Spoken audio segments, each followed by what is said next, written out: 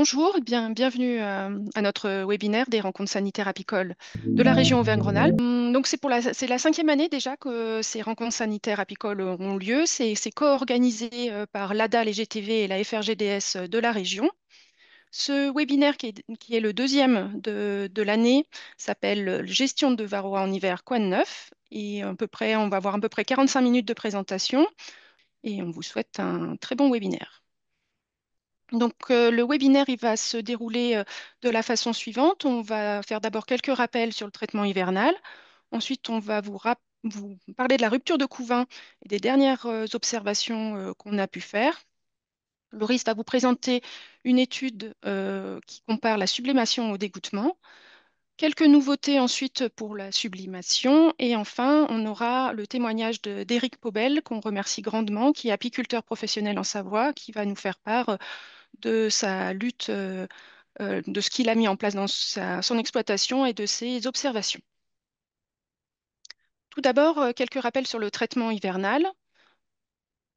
Donc, vous le savez maintenant, ce traitement hivernal, il est vraiment considéré comme incontournable. Pourquoi? Parce que en fait, les durées de ponte des rennes s'allongent du fait du réchauffement climatique. Et comme le varroa se développe dans le couvain, eh ben, on a plus de reproduction du varroa également. On a aussi la baisse d'efficacité de certains traitements qui font du coup que ce traitement hivernal est plus que nécessaire.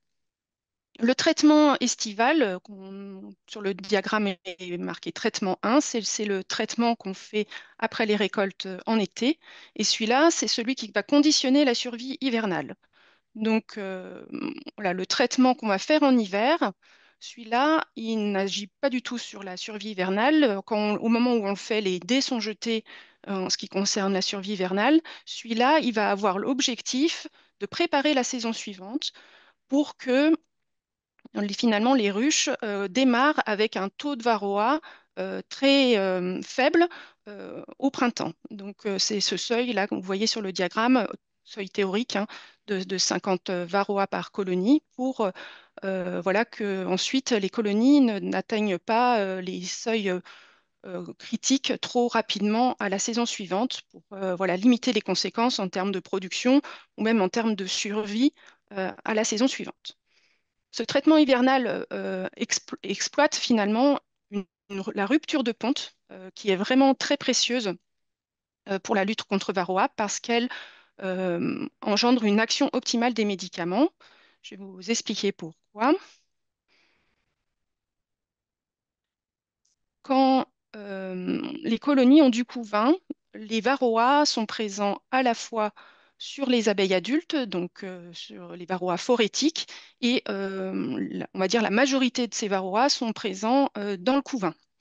Quand on a des colonies sans couvain, tous les varroas se présentent sur les abeilles adultes en phase phorétique. Et en fait, les médicaments, tous agissent sur, à l'exception du Formic Pro, mais tous agissent sur les varroas phorétiques. Du coup, quand on traite en présence de couvain, on n'atteint vraiment que la face immergée de l'iceberg, alors que quand on est en l'absence de couvain, eh ben, tous les varroas sont accessibles au traitement. Donc, c'est là vraiment où on a un effet intéressant. Pour mettre en œuvre un traitement, il faut donc s'assurer de l'absence de couvain dans toutes les colonies. On va y revenir tout à l'heure.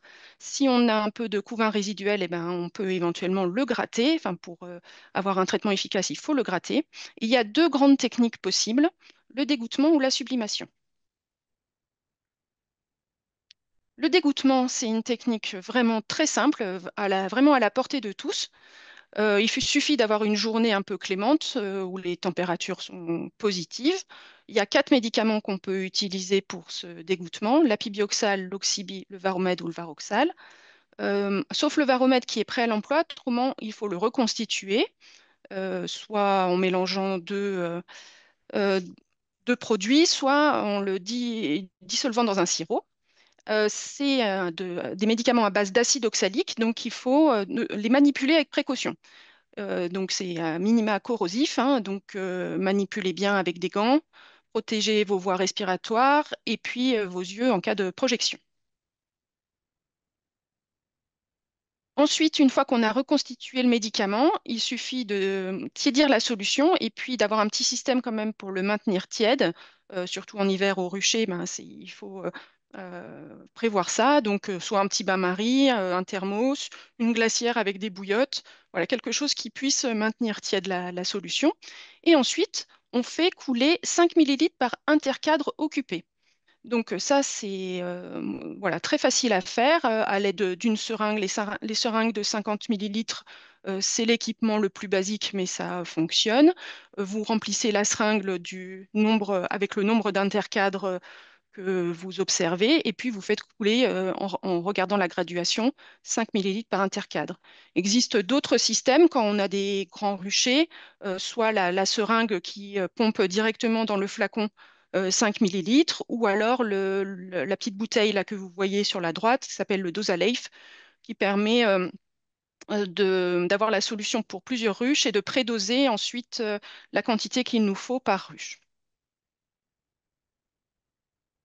Je laisse la parole à Philippe pour la sublimation. Alors, donc la sublimation, donc c'est un petit peu plus technique, on va dire, à mettre en œuvre, enfin, que le dégoûtement. Enfin, ça nécessite un petit peu plus de matériel. Alors, et tout d'abord, ça nécessite aussi d'avoir à l'esprit quelques notions sur cette technique-là. Tout d'abord, la principale, c'est qu'une sublimation ne fera jamais aussi bien en termes d'efficacité en une application qu'un dégoûtement. Il faut quand même avoir ça à l'esprit. La sublimation a un petit avantage par rapport au dégoûtement, c'est qu'elle impacte moins la durée de vie des abeilles.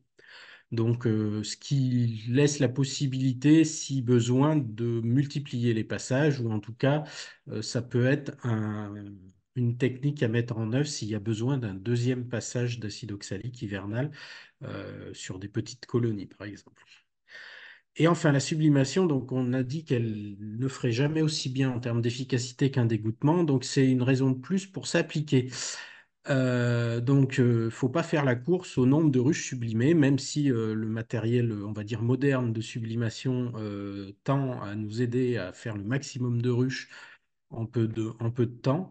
Voilà, donc vraiment, moi, ce que j'ai quelque chose à dire, c'est s'appliquer ou rester chez soi. Une sublimation mal faite, ça n'a aucun intérêt.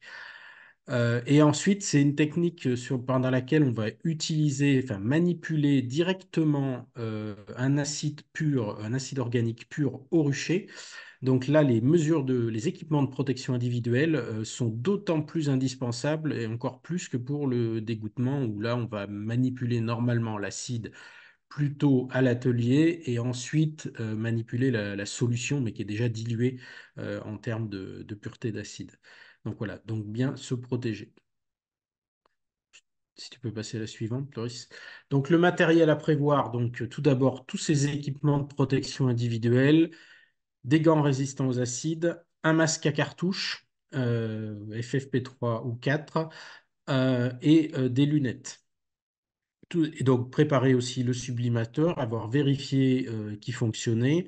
Certains sublimateurs nécessitent une fourniture externe d'électricité, donc un groupe électrogène ou des batteries chargées. Donc tout ça, il faut l'avoir préparé avant, s'assurer que ça fonctionne. Ensuite, la sublimation va nécessiter de fermer les ruches. Donc il faut prévoir des mousses d'entrée ou des chiffons humides pour pouvoir fermer les ruches et bien sûr adapter au chantier à faire, au nombre de ruches à faire et au type de sublimateur utilisé. Des trappes de fond pour pouvoir fermer les plateaux, parce qu'il faut que la ruche soit fermée. Euh, un récipient avec de l'eau, là ça va plutôt être pour nettoyer le matériel et aussi par mesure de sécurité en cas de projection de poudre d'acide sur les muqueuses oculaires ou choses comme ça, sur la peau lors de la manipulation, de pouvoir rincer rapidement, parce que si vous êtes au milieu des bois, ça peut vite être problématique. Et enfin, bah, avoir préparé le médicament et une quantité adéquate et vérifier, par exemple, que l'acide n'est pas tout collé, que la poudre est facile à manipuler. Si tu peux passer à la suite. Donc, la mise en œuvre du chantier de sublimation, comme je disais, ça nécessite d'être organisé. Pour les appareils qui vont nécessiter l'emploi d'un groupe électrogène, donc d'une rallonge électrique, bien penser à dérouler complètement la rallonge, surtout si c'est une rallonge sur un rouleur. pour éviter que le groupe électrogène ou le sublimateur se mette en sécurité par effet de résistance.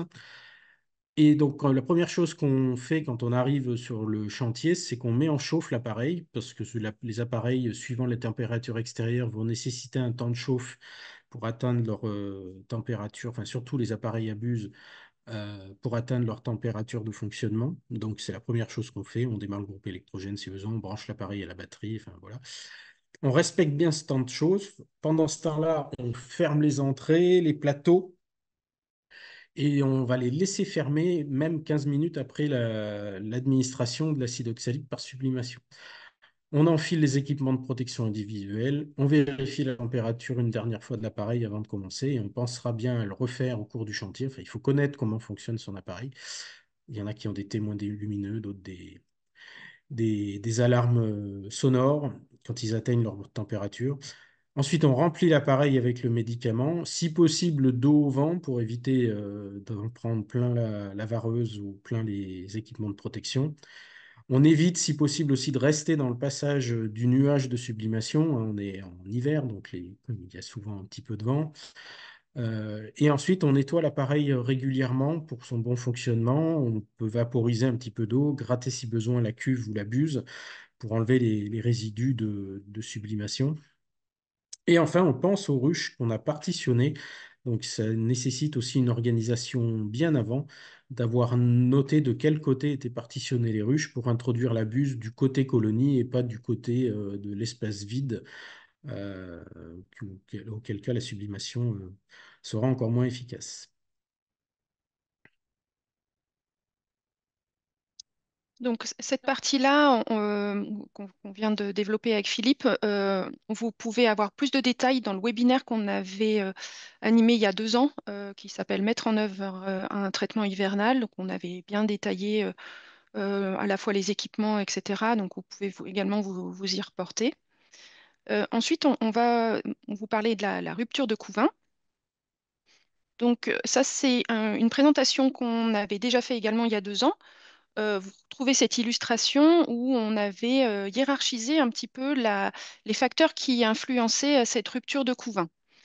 On, on est revenu un petit peu sur cette présentation parce que il nous semblait, voilà, à l'heure d'aujourd'hui, important d'insister sur 2 facteurs, oui, c'est ça, merci Loris, qui sont la santé des colonies et l'âge des reines.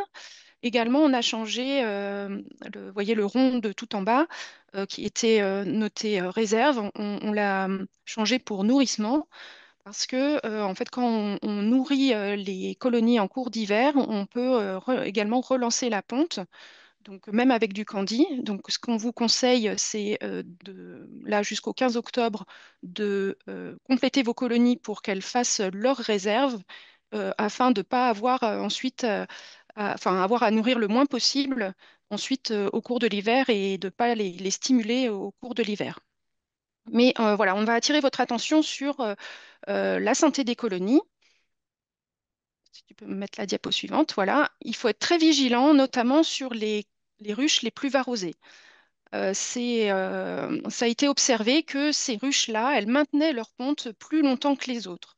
Alors, c'est un espèce de réflexe de survie, mais c'est vraiment un cercle vicieux parce que en maintenant cette ponte, ben, elle multiplie encore les varroas, et ce qui fait que ben, voilà, c'est un effet double peine.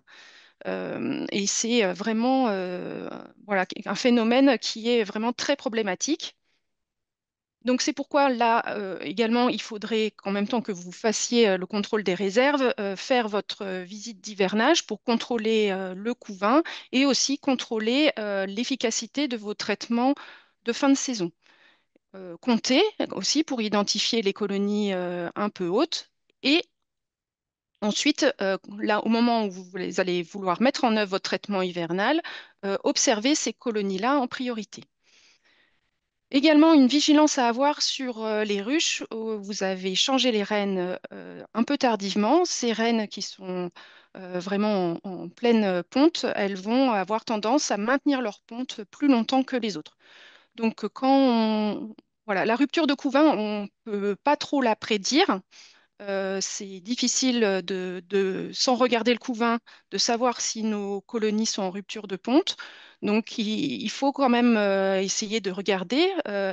Quand on va regarder, on va viser en priorité justement les ruches avec des reines introduites tardivement ou si on a fait des comptages, les ruches les plus hautes dans les comptages d'automne. On a fait il y a depuis 2 ans une enquête participative sur les ruptures de couvain, c'est-à-dire que les apiculteurs pouvaient nous remonter les observations qu'ils faisaient à partir d'octobre et jusque janvier. Donc, on leur demandait, voilà, les colonies qui avaient l'absence totale de couvain, celles qui avaient la présence de couvain ouvert, celles qui avaient la présence de couvain uniquement fermé. Voilà, donc on a les 4 catégories. On a assez peu d'observations vous voyez, on a eu beaucoup d'observations en octobre et début novembre. Ensuite, on s'était confronté à une météo assez maussade et du coup, les gens avaient un peu moins ouvert leur colonie. Mais ce qu'on observe généralement depuis plusieurs années, c'est que la période la plus favorable pour faire ce traitement hivernal, c'est mi-novembre, mi-décembre.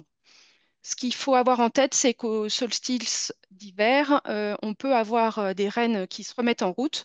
Donc, il faut viser avant ce solstice d'hiver. C'est vrai qu'on entend beaucoup de personnes qui disent moi, je fais entre Noël et Jour de l'An. Et c'est sans doute pas la période la plus favorable. Il faut plutôt le faire avant. Je te laisse la parole, Loris. Oui, merci. Euh, Nous, à la Dahora, dans la continuité de ce que vient de nous expliquer Adeline, on est parti de cette observation en disant, bah voilà, vous l'avez vu dans le graphe juste d'avant, à aucun moment, toutes les colonies sont totalement hors couvain. Et parmi les stratégies que développent nos apiculteurs pros, certains ont choisi de multiplier les passages, d'en faire non pas un comme on parle depuis tout à l'heure, mais d'en faire deux, en faisant comme ici, même jusqu'à trois. Là, je vais vous présenter un exemple de trois. C'est plus pour l'exemple et vous montrer les observations qu'on en a tirées, plus que pour le conseiller. Mais l'idée de multiplier les passages, c'était de se dire si finalement, et je vais me permettre de revenir sur le slide d'avant d'Adeline, si j'y arrive, si finalement j'ai toujours au 16 novembre, j'en ai quelques-unes qui résistent et puis j'en ai quelques-unes, c'est pas forcément les mêmes, mais en gros j'ai toujours un résiduel. En faisant deux passages, est-ce que je vais arriver à toucher tout le monde? Donc, dans ces tableaux que vous observez, c'est un peu la même configuration de couleurs. Quand elles sont en vert, les ruches, donc là, on passe à l'échelle de l'individu. Vous avez un certain nombre de numéros. Lorsque les colonies sont en vert, c'est qu'elles étaient hors couvain. En orange, il y avait éventuellement des pontes, mais pas plus. Et en rouge, il y avait du couvain fermé, ce qui, pour nous, et puis comme vient de le dire Adeline, fait que le traitement n'est pas appliqué de manière optimale. On voit ici que l'apiculteur, du coup, est venu trois fois, donc le 7 novembre, le 15 novembre, ainsi que le 11 décembre, et qu'à chaque fois qu'il est venu, nous, on l'a accompagné, on est venu en parallèle ouvrir les ruches, soit avant, juste avant qu'il passe, pour lui dire, bah voilà, lui, de toute façon, il traitait, voilà, couvain ou pas couvain, il n'a pas gratté, il n'a rien fait d'autre de ce qu'on a pu présenter avant. En revanche, bah, ça a permis d'avoir une approche de est-ce que j'ai traité au bon moment? Sur ce premier passage, entre le 7 et le 15 août, le 15, pardon, novembre, on voit que la configuration des ruches, elle évolue peu et qu'il y a quand même une grande partie des ruches qui ont encore du couvain. Pour rappel, on est quand même dans un contexte de rucher bord du Rhône, Ardèche, altitude plutôt basse, dans une région relativement clémente où on a ce fameux automne prolongé, l'été indien, quoi. Et donc, à ce moment-là, peut-être que l'apiculteur, c'est même sûr, est passé un peu trop tôt. On est un peu en avant de ce 15 août, de cette fameuse période 15 novembre, 15 décembre. En revanche, lorsqu'il revient un mois après, il y a des colonies qui avaient du couvain le premier coup, qui n'en a pas le deuxième coup. Donc, il va gagner des colonies dites traitées de manière optimale. Et puis, on observe que malgré ces deux passages, en tout cas chez lui, il y a des colonies qui, dans les trois fois, l'ont quand même du couvain. Voilà. Mais des fois, doubler les passages pour borner peut s'avérer une stratégie qui augmente le nombre de ruches traitées de manière optimale. Alors, dans la même lignée, on a fait un autre suivi. Alors, il y en a eu plusieurs, on en a eu plus et on va les remultiplier cette année dans le cadre de notre assaut, là.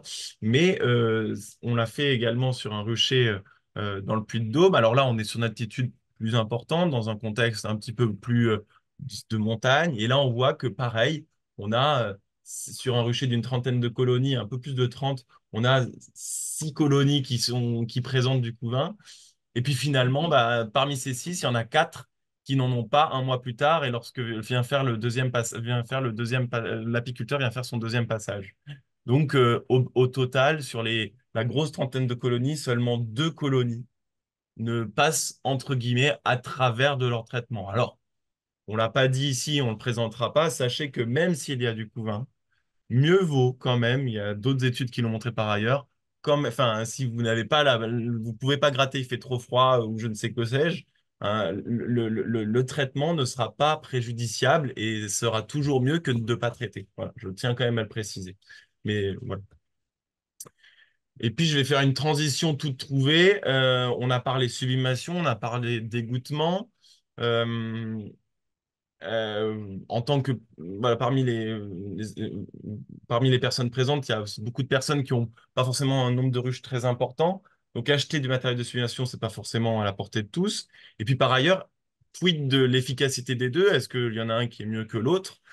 Et pour ça, je vais m'appuyer sur une expérimentation que nous ont présentée des collègues italiens dans le cadre des voyages organisés par la Daora pour ses adhérents. On est parti il y a maintenant 1 an et demi, début 2023, en Italie.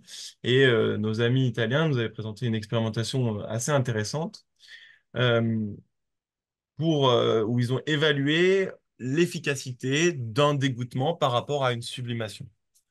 De manière très simple, ils ont encagé donc les colonies fin novembre. On n'en a pas parlé pour le moment, on en parlera juste après avec le témoignage d'Éric, mais il est aussi possible d'encager en hiver.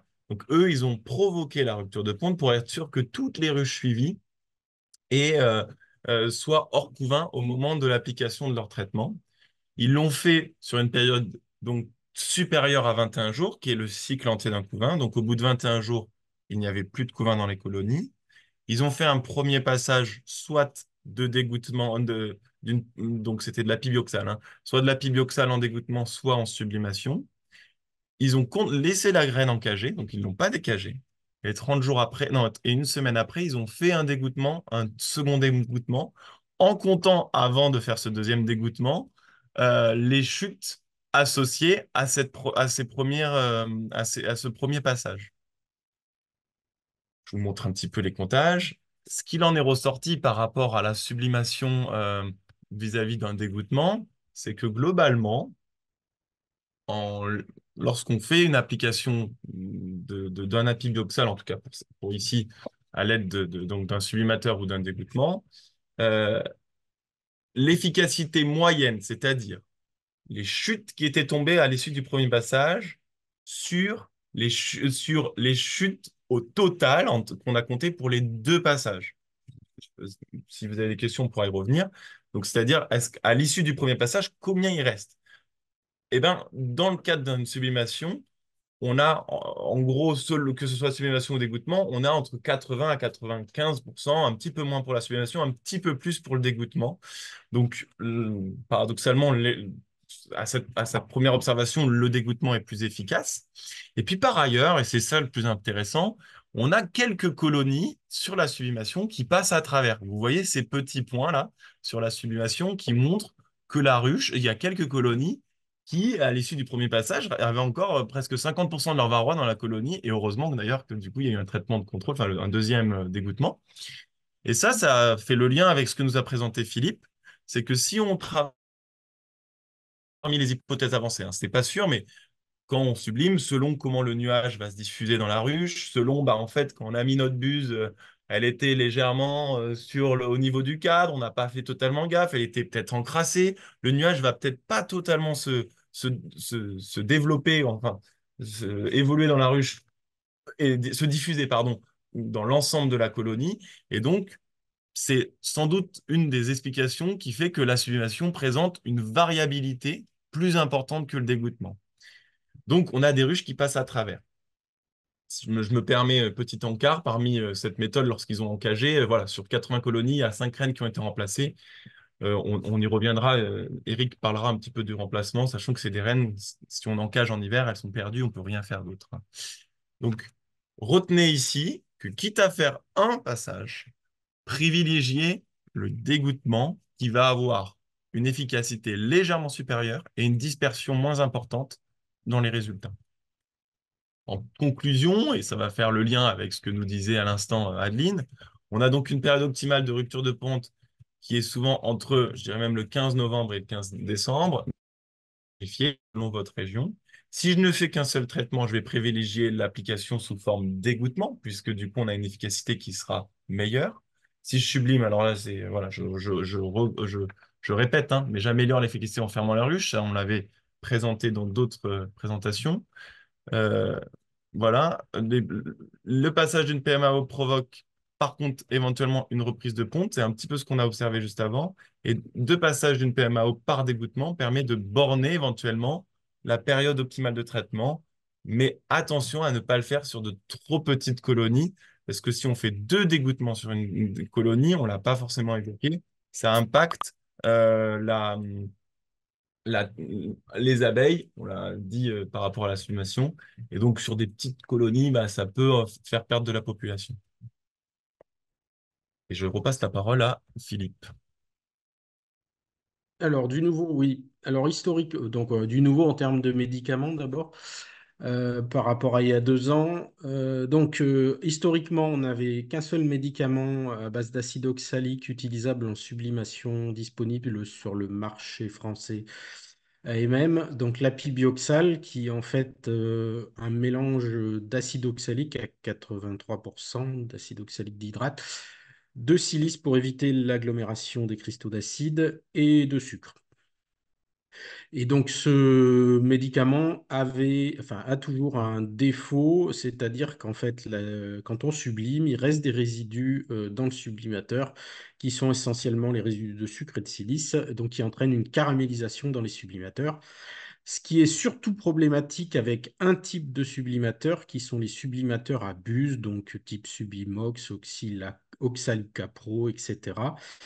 Donc, comme la photo en haut à droite, donc les résidus de combustion, même à l'issue d'une seule ou deux, trois sublimations, on a cet ensemble de résidus noirs et tout qui viennent à terme obstruer la buse et empêcher la diffusion dans la ruche du nuage d'acide ou en faire le ralentir très fortement, voire même pouvant être sur certains types de sublimateurs, même un petit peu dangereux parce que la buse, comment dire, le corps de chauffe rentre en pression, le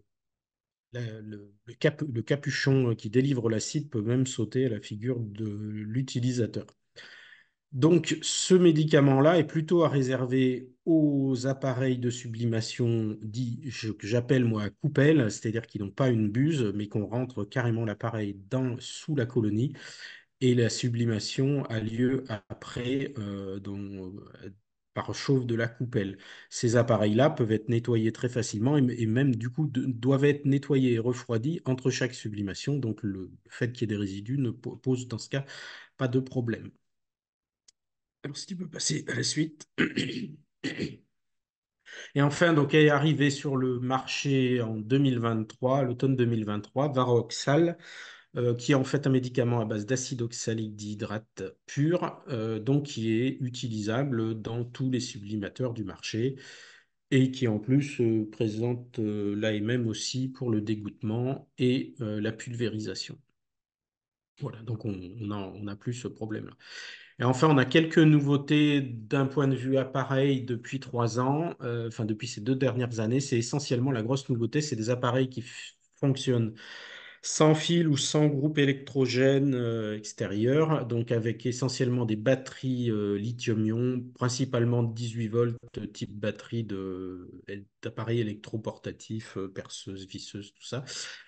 Mais on a toujours le distinguo entre principalement des appareils à buse qui permettent un gros débit de chantier, donc plutôt adapté aux apiculteurs professionnels ou aux gros ruchers, et des appareils à coupelle avec un plus faible débit de chantier, plutôt adapté aux petits possesseurs ou aux petits ruchers.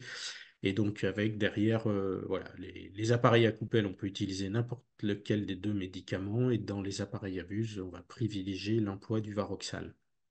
Voilà. Et donc, par corollaire, l'apibioxal en sublimation est plutôt réservé aux petits possesseurs de ruches qui veulent faire des sublimations qu'aux apiculteurs professionnels. Voilà. Passer maintenant la parole à Éric Pobel, du coup apiculteur en Savoie. Bonjour à tous. Eh bien, je te passe la parole. Hum. Donc, eh bien, je voulais vous présenter ma stratégie de lutte contre varroa en hiver. Donc, en fait, ce qui est présenté là, c'est un peu une synthèse de ce que je pratique depuis 2 hivers et puis que je compte faire cette année. Voilà. Et le tout est un petit peu idéalisé, on va dire, parce que tout ne se passe pas toujours exactement comme c'est écrit ici, parce que on est quand même pas mal dépendant des conditions météo pour réaliser tous ces traitements hivernaux. En tout cas, l'objectif que je me suis donné, c'est que 100% de mes ruches reçoivent au moins un passage de PMAO hors couvain. Voilà. Donc, pour y arriver, j'ai défini un peu, enfin, j'estime que j'ai à ma disposition plusieurs possibilités. Soit la stratégie classique, c'est-à-dire essayer de trouver la date optimale en faisant éventuellement quelques sondages de présence de couvain dans les ruchers. C'est ce que je pense pas mal d'apiculteurs pratiquent et ce que j'ai pratiqué pendant longtemps.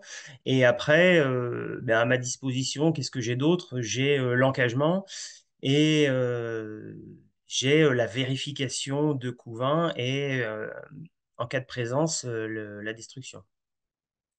Euh, voilà.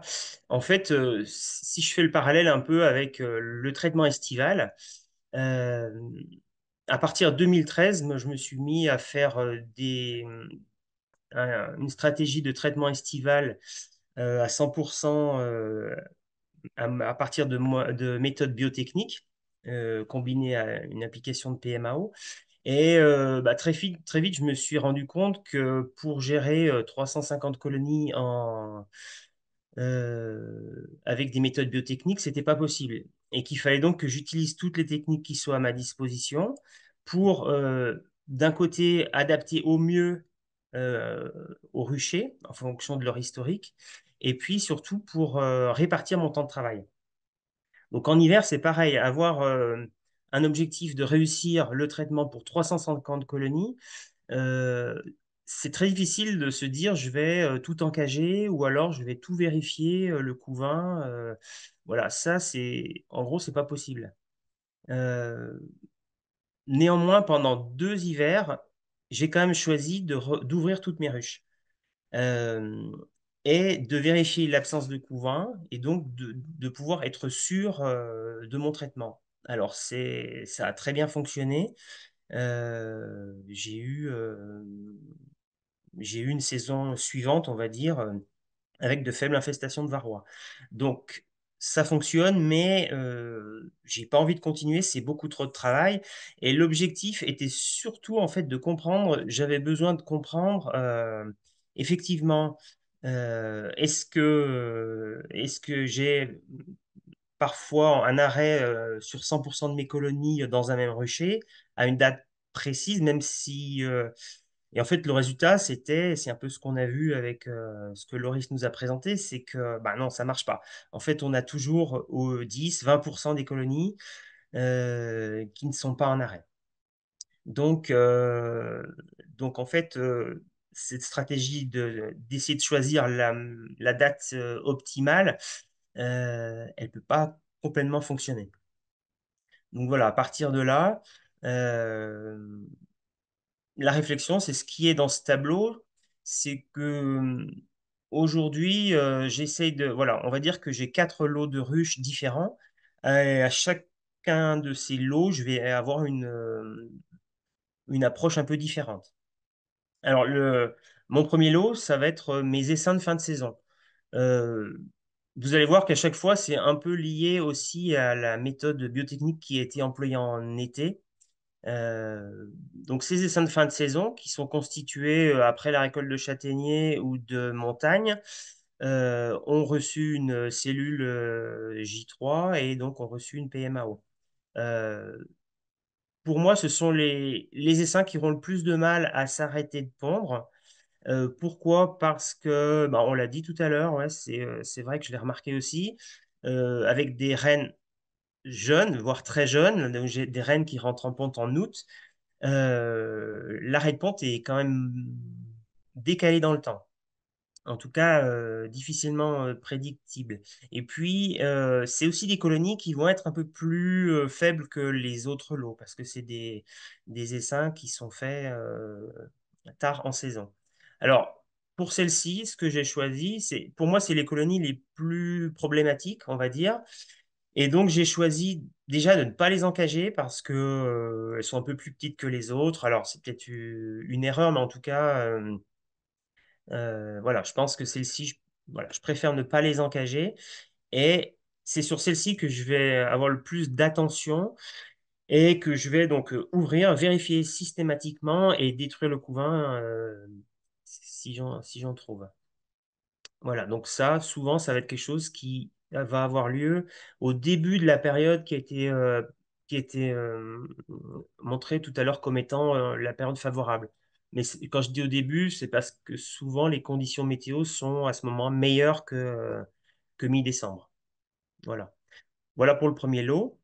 Ensuite, je vais avoir un lot assez important qui est des ruches de production qui terminent leur saison sur châtaignier ou sur montagne. Celles-ci, je vais les encager en hiver. Souvent, c'est des ruches qui ont été encagées en été déjà. Euh, alors ça me permet de... Pourquoi choisir un encagement? Je le répète, c'est pour pouvoir me libérer du temps pour me consacrer au lot dont on vient de parler précédemment et pour décaler enfin, étaler mon temps de travail. En fait, l'encagement, il va être réalisé, c'est la première étape que je vais réaliser, c'est-à-dire que dans quelques semaines, en gros, je vais commencer à encager. Voilà.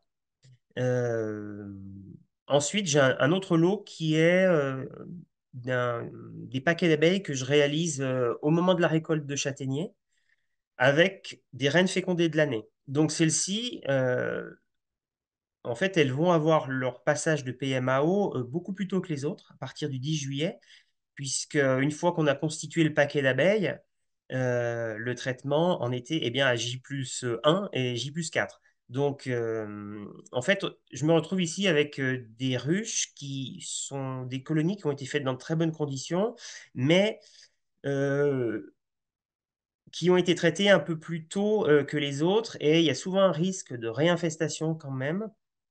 Je les ai comptés d'ailleurs hier et je confirme que le taux de varroa phorétique sur ce lot-là est un peu supérieur aux autres. Alors, celles-ci, je décide de les encager aussi.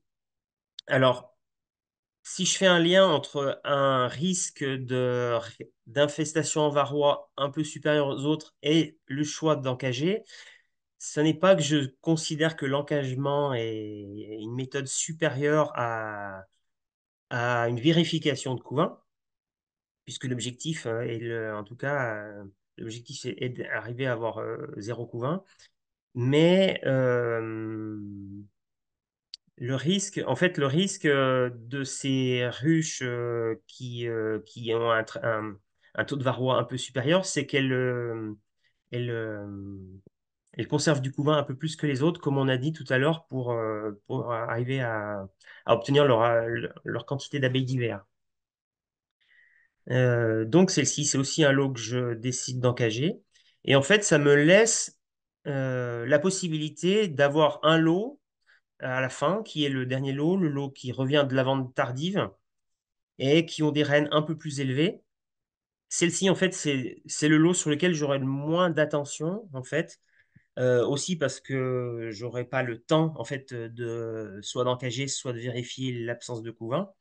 Donc, s'il y a bien un lot où j'estime que je peux me passer, en fait, d'être sûr à 100% de l'absence de couvain, c'est ce lot-là parce que déjà les rennes sont un peu plus âgées. Après, j'ai toujours remarqué que l'effet de la lavande fait que ça repart très vite en ponte. Et en fait, c'est des abeilles qui vont très vite reconstituer leur population d'abeilles d'hiver. Et souvent, on a un arrêt de ponte que j'ai constaté des fois à partir du 1er octobre. Alors cette année, ça ne sera pas le cas parce que là, curieusement, il y a beaucoup de couvains encore cette année.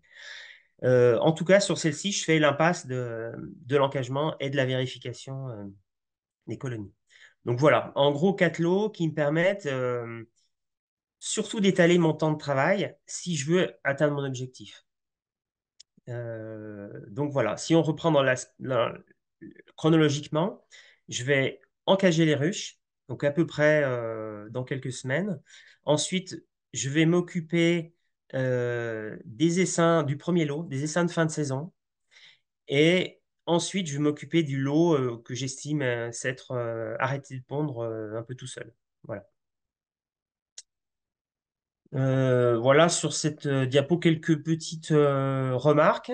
Donc l'encagement, c'est à partir de la quinzaine d'octobre. Alors, à partir du 15 octobre, l'année dernière, j'ai encagé vers le 20 octobre.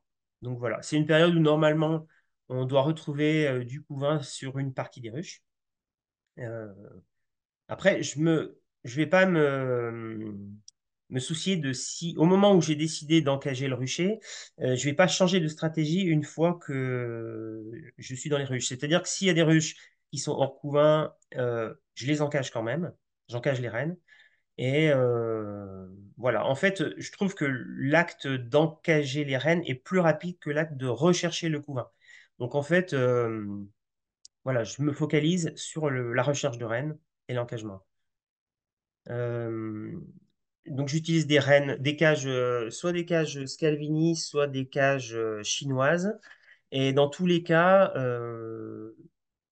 la cage est juste coincée. En fait, j'écarte deux cadres. Une fois que j'ai trouvé la reine, j'écarte deux cadres et je coince la cage à environ 10 cm de la tête des cadres et au cœur de la colonie. Il faut savoir que c'est comme des colonies qui sont toutes partitionnées ou en ruchette. Voilà. Pour éviter quand même que la grappe se déplace. Euh, Ensuite, petite remarque, c'est que au moment, c'est sûr, on pourrait se dire, au moment où on encage, ben, on prive un peu la ruche de futures naissances d'abeilles d'hiver.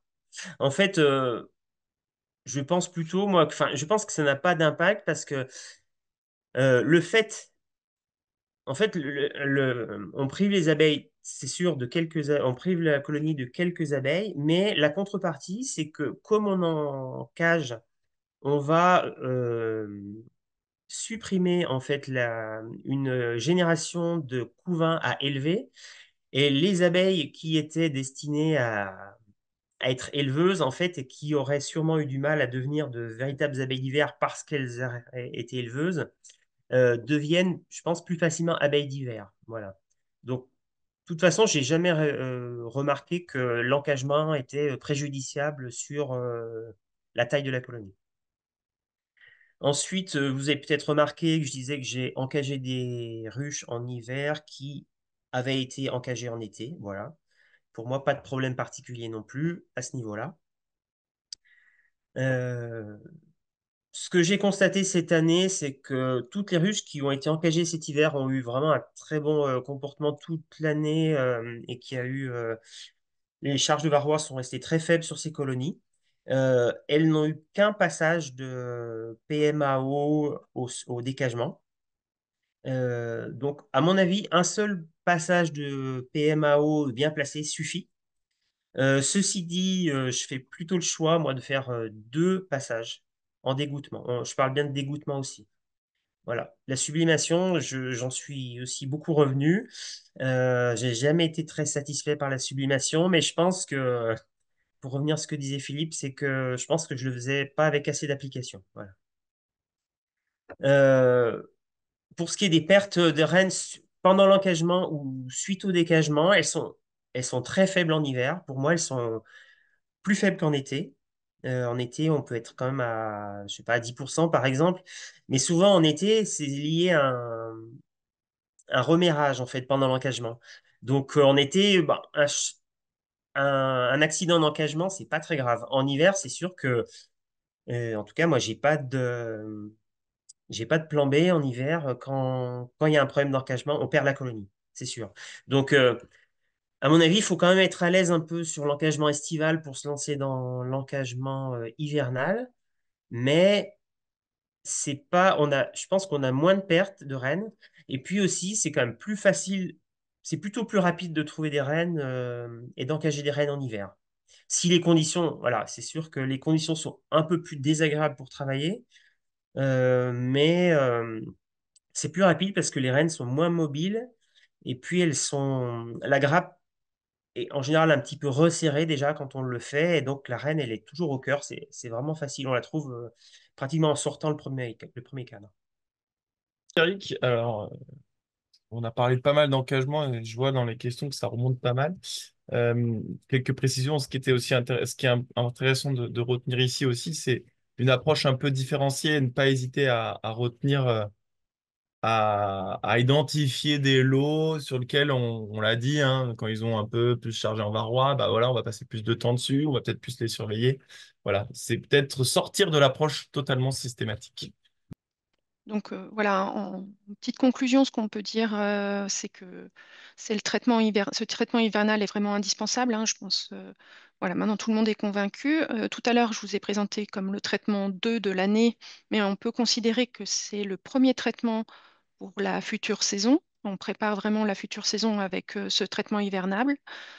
La période favorable, c'est 15 novembre, 15 décembre. Le mieux, c'est de vérifier la rupture de ponte dans vos colonies. On sait qu'il y a des latitudes et des altitudes pour lesquelles on a des ruptures de ponte très partielles et des colonies qui n'arrêtent jamais aussi. Donc, c'est bien si on peut le faire.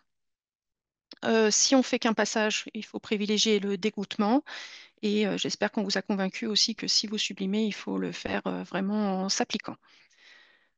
Et voilà, pour valider tout ça, comme le fait Eric, de manière très précise, suivre ses colonies et puis évaluer le parcours technique qu'on a choisi. Ça peut être intéressant, surtout si on fait voilà, des choses différentes sur des ruchers différents. Et voilà, pour valider tout ça, il faut ensuite compter, regarder le couvain, etc. Et se faire sa propre idée avec ses propres objectifs techniques. C'est la fin de ce webinaire. On vous remercie vraiment d'avoir répondu présent. Et il y aura un troisième webinaire au mois de novembre. Vous allez avoir les informations sous peu. Merci à tous et particulièrement à Eric et à bientôt et bonne journée.